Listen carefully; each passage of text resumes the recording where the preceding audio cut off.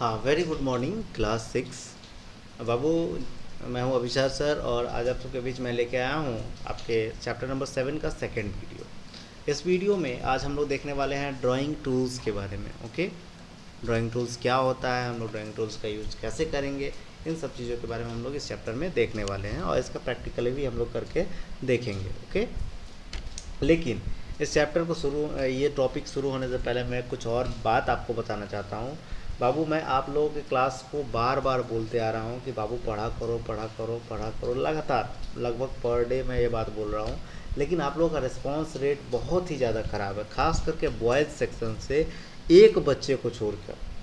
कभी कभी होता है दो बच्चा, ये एक या दो बच्चे को छोड़ के बाकी कोई भी बच्चा पढ़ने के लिए तैयार नहीं है, नहीं पढ़ता है। बाबू, आप लोग नहीं पढ़ते हो तो ये आप लोगों के लिए बहुत ज़्यादा मुश्किल होने वाला है आने वाले समय में। आप जान रहे हैं कि स्कूल कब खुलेगा इसका कोई गारंटी अभी तक नहीं है।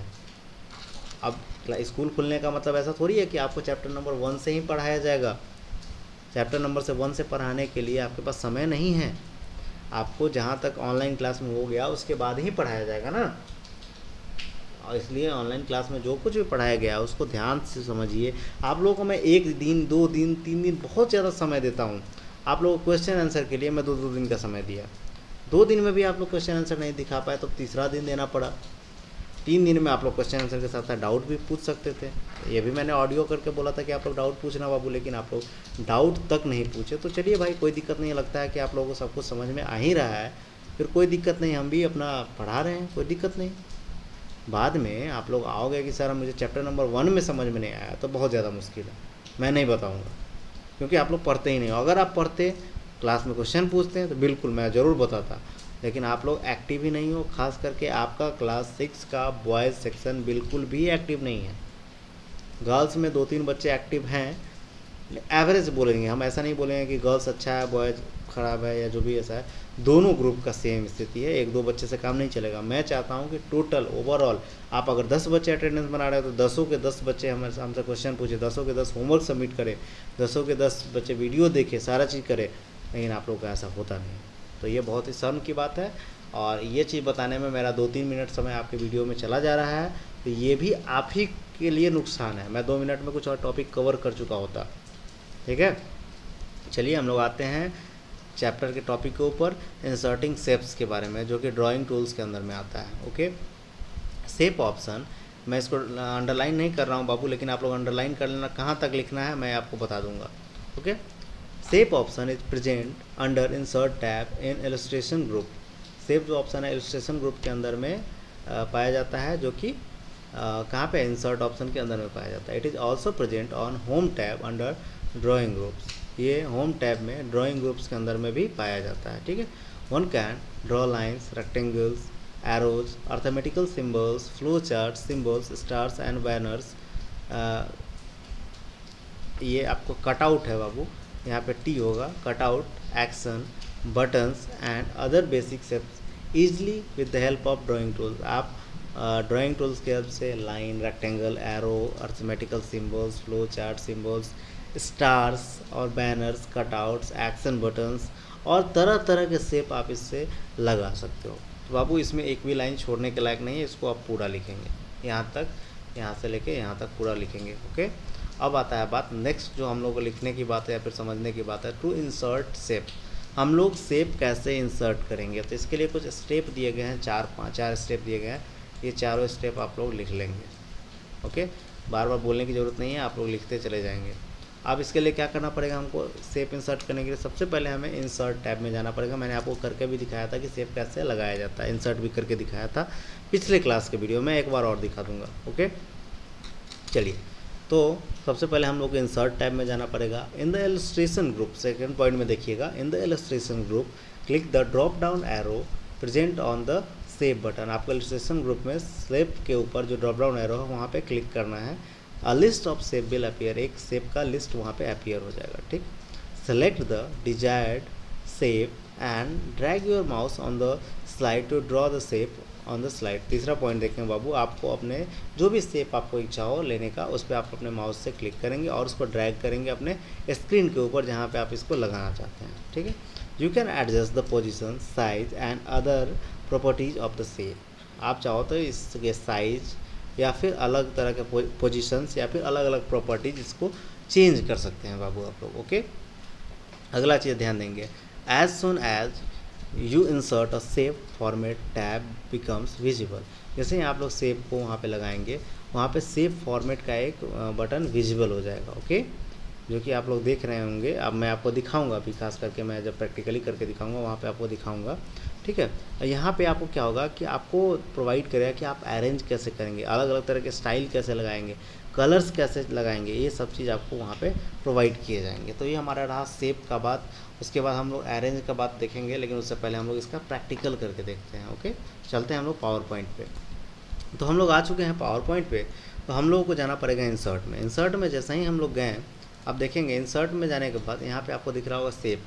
सेव के नीचे एक ड्रॉप डाउन बटन है, यहाँ पे हम लोग क्लिक करेंगे और यहाँ पे आपके पास तरह तरह के सेव यहाँ पे प्रेजेंट हो जाएंगे।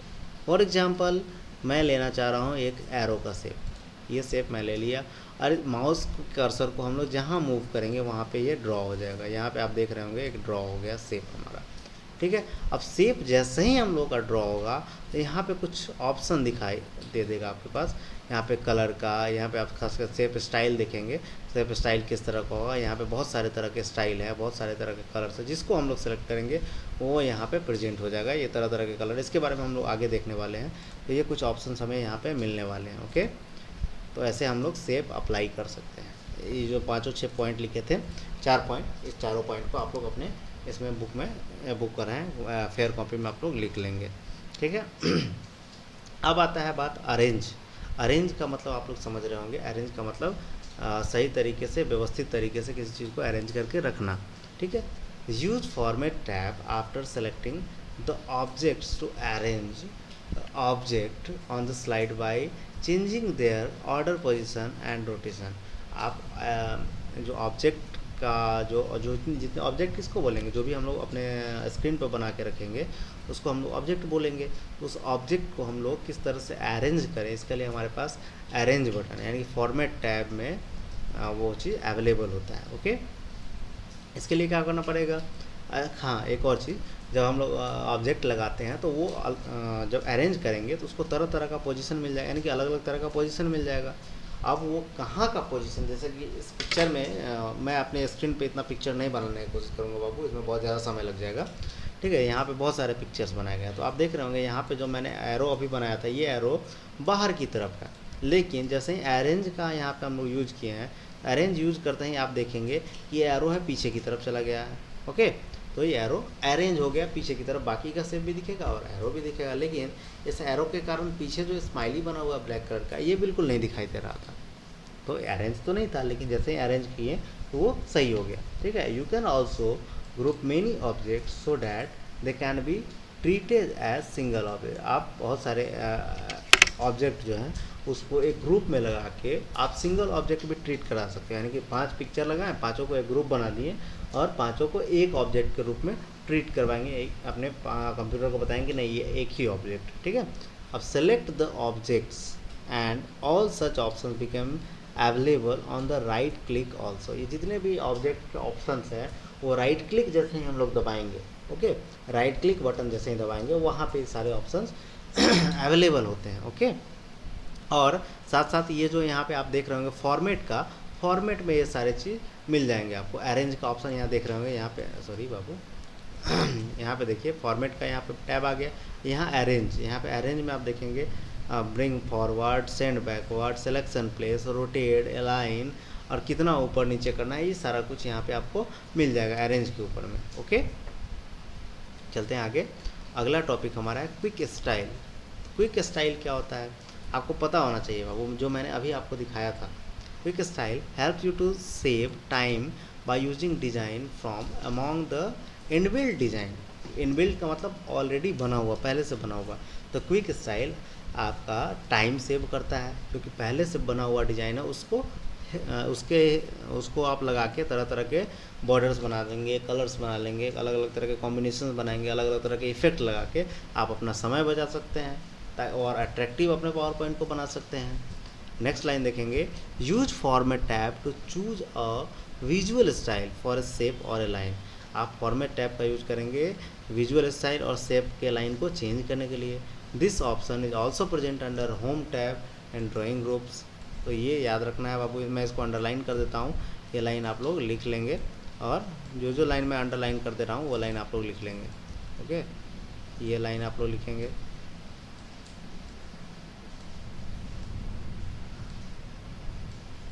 ओके, और ये वाला लाइन लास्ट वाला एक लाइन इसमें लिखने की ज़रूरत नहीं है बाबू, ठीक है, ये लाइन लिख लेंगे। और इस तरह से हम लोग तरह तरह के शेप्स का यूज कर सकते हैं। ओके, अगला हमारा है शेप इफेक्ट। शेप के ऊपर इफेक्ट हम लोग कैसे डालेंगे, ठीक है। Use format tab to apply a visual effect to selected shape such as windows reflection, glow और 3D रोटेशन। आप शेप इफेक्ट का यूज करके आप क्या कर सकते हैं, तरह तरह के शेप को अलग अलग तरह के एनिमेशन दे सकते हैं या इफेक्ट दे सकते हैं। खास करके शैडो लगा सकते हैं, रिफ्लेक्शन लगा सकते हैं, ग्लो लगा सकते हैं या फिर 3D रोटेशन में आप दिखा सकते हैं।